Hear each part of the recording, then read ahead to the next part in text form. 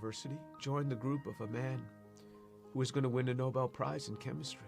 Voted one of the top 50 most influential minds in the world. I was a visiting scholar at Harvard University.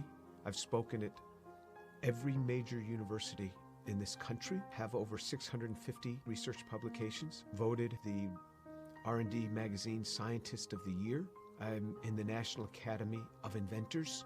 I'm a member of the American Association for the Advancement of Science, over 120 patents. Started 7 or 8 companies. We work in areas that range from medicine to material science to electronics, computer memory, medical devices. We work across a broad range of areas. But more than any of that, what means the most to me is that I'm a Jew who believes that Jesus is the Messiah. I grew up just outside of New York City. I thought everybody was Jewish. I didn't even know that there was anything else. I had no particular interest in that, other than when all my friends were getting bar mitzvahed or bat mitzvahed, and then I would attend, of course, every week. There was never really any excitement for me. I remember once I even tried to talk to a rabbi. He just brushed me off. There was very little explanation for me. I remember when I went to college, I started meeting a number of people that said that they were born-again Christians, which was sort of an odd term. What's born again? What do you mean, born again? One person saw me in the laundry room. He said, "Do you mind if I give you an illustration of the gospel?" And I remember we sat there and he actually started to draw a picture. A cliff with a man on one side, and he drew a little man, and then another cliff with God on the other side, and a big chasm in between that he labeled with sin. And I looked at him, I said, "I'm not a sinner. I've never killed anyone. I never robbed a bank. How could I be a sinner?" And he had me read a verse from the Bible. "For all have sinned and fall short of the glory of God." In modern Judaism, we never really talked about sin. I don't remember ever talking about sin in my home. So he turned to another passage. Jesus said, "I say to you that everyone who looks upon a woman with lust for her has already committed adultery with her in his heart." Pow! I felt just as if I had been punched right in the chest. Here I was, new in college. I didn't think anybody knew. I would pick up these magazines and I became addicted to pornography. It was just through those magazines. And all of a sudden, something that's written in the Bible, somebody who lived 2,000 years ago is calling me out on it.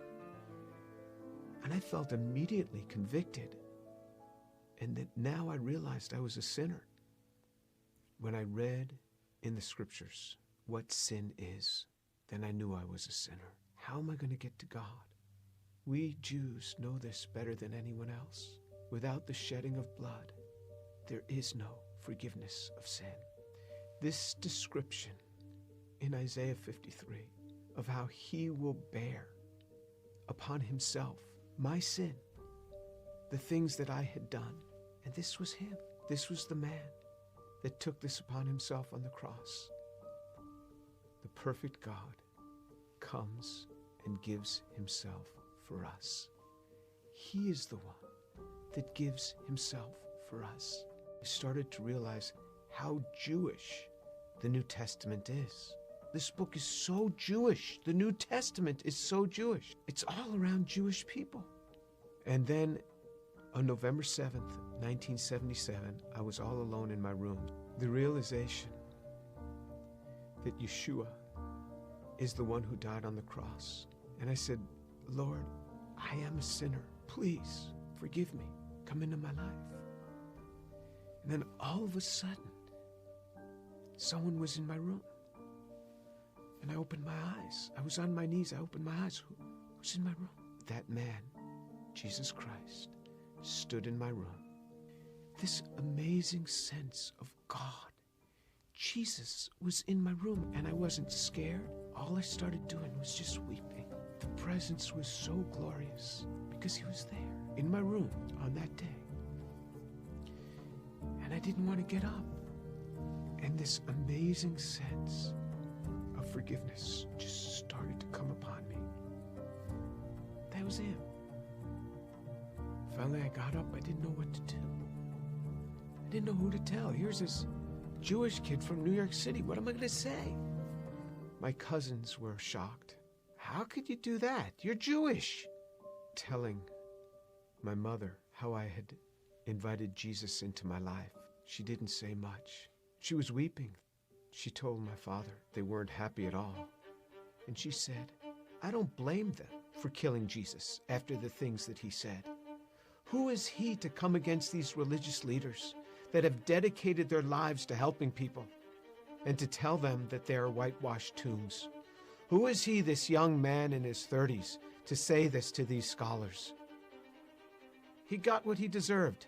And my mother's a very deep, pensive, careful reader. She read from Genesis right on through the Tanakh, the whole thing. When she got done, I said, what did you think? She said, God warned us over and over again. He warned us. When my daughter was about 15, my mother and father came to visit us. At one point, my mother went into her room for several hours. She came out. She said, quite a young girl you have. She talked to me for a long time. She started reading the Bible again, both the Old and the New Testament. One day, not long after that, she called me on the phone at the age of 72. She said, Jimmy, you wouldn't believe what happened. I said, what happened? She said, I was just reading. And it hit me. It hit me. The way he gave his life. I believe it now. Jesus is the Son of God.